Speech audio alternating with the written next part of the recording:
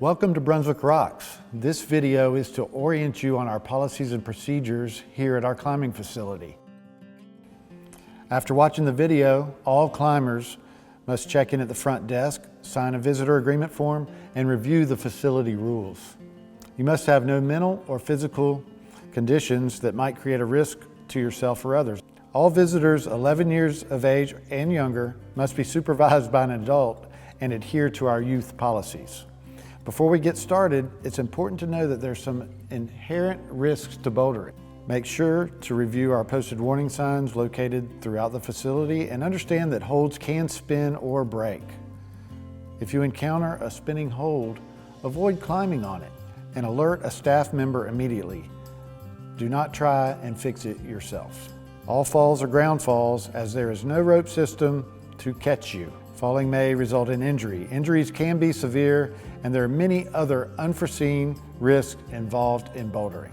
Before you start climbing, remove anything that could get in the way while you're climbing. This includes any large jewelry, watches, belts, phones, or anything in your pockets. This also includes wearing chalk bags while climbing. Please don't leave your belongings on the climbing floor or especially on the pads, as they can become a hazard to people walking in the bouldering area or for climbers that might fall on them. Please store your items either in the cubbies, under the benches, or in the day-use lockers just outside the restroom. Regular street shoes or bare feet are not allowed on the wall at any time.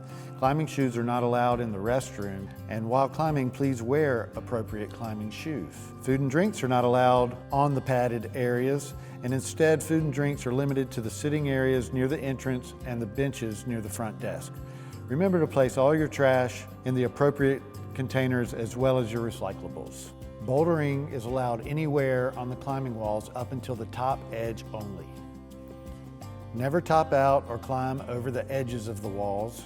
The boulder problems are easily identified by colored tape that labels the difficulty of the route, and each color is also loosely associated with the V scale, covering a range from V0, which is the easiest, to V10 being the most difficult.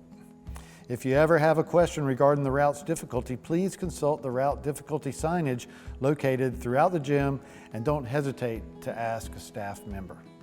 The start and finish holds of each boulder problem are marked with the appropriately colored tape placed in a V formation. If there is no finish tag, the route ends at the top edge. And to avoid confusion, plan your route ahead of time. It's crucial that you exercise spatial awareness at all times, and that means be aware of your surroundings. I'm talking to you, children. To put this into practice, we recommend you look up and make sure you're not walking under a climber already on the wall. Look left, look right, make sure that your route doesn't cross another climber's route. Look down and make sure the padded floor is clear of people and objects before you jump onto the ground. Anticipate the direction you'll drop in the event of a fall and make sure that the area is clear. Plan your down climb upon successful completion of the route in order to ensure all landing zones are clear. Avoid sitting or lounging on the padded area and keep all objects off the padding. We ask that you exit the padding after attempting a problem to allow others to climb. Always be aware of your surroundings when you're in the climbing gym. Let's go over the purposes and limitations of our padded flooring in the gym. Brunswick Rocks Gym has designated padded flooring surrounding the entire bouldering area. The padded flooring functions to absorb the impact of the falling climber and only acts as a mitigation measure. Although the floor is padded, injury can still occur from impact. There is no guarantee of safety while bouldering. As mentioned earlier, all falls are considered ground falls as there is no rope system to potentially catch you. The tenser you are, the more vulnerable you are to injury. In the inevitable impact of a fall, prepare your body by relaxing by first widening your feet and bending the knees. You will want to resist the urge to stick your landing or lock your knees, as this can increase your chance of injury. Second, tuck in your head and limbs close to your body to avoid extending your arms to reach for the floor. Lastly, roll onto your back or onto your side, as this will disperse the energy of your fall into the pads. Spotting is not provided or required. The purpose of spotting is to direct a falling climber to a landing zone while protecting their head and neck. A spotter should also guard the landing zones from obstructions and other climbers. There are hazards to spotters as well as included being kicked in the head, hand and finger injuries, and a risk of being falling on by the climber too. Proper spotting technique involves positioning yourself behind the climber, but not directly underneath. Maintain an athletic stance with bent elbows and knees, and keep your thumbs towards your palms.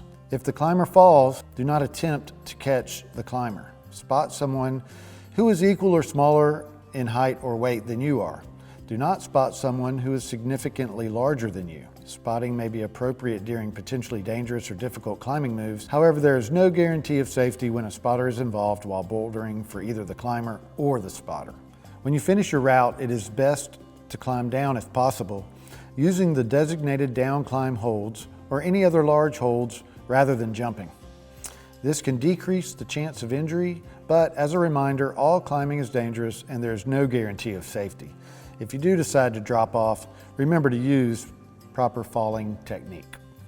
When using any equipment in the fitness room, follow manufacturer's instructions for use or seek qualified instruction for new or unfamiliar equipment. Please wipe down the equipment after you're done using it. You must be 16 years or older to enter the fitness room. When attending any of our yoga classes, please check in at the front desk and remember to remove your shoes as you are entering the studio.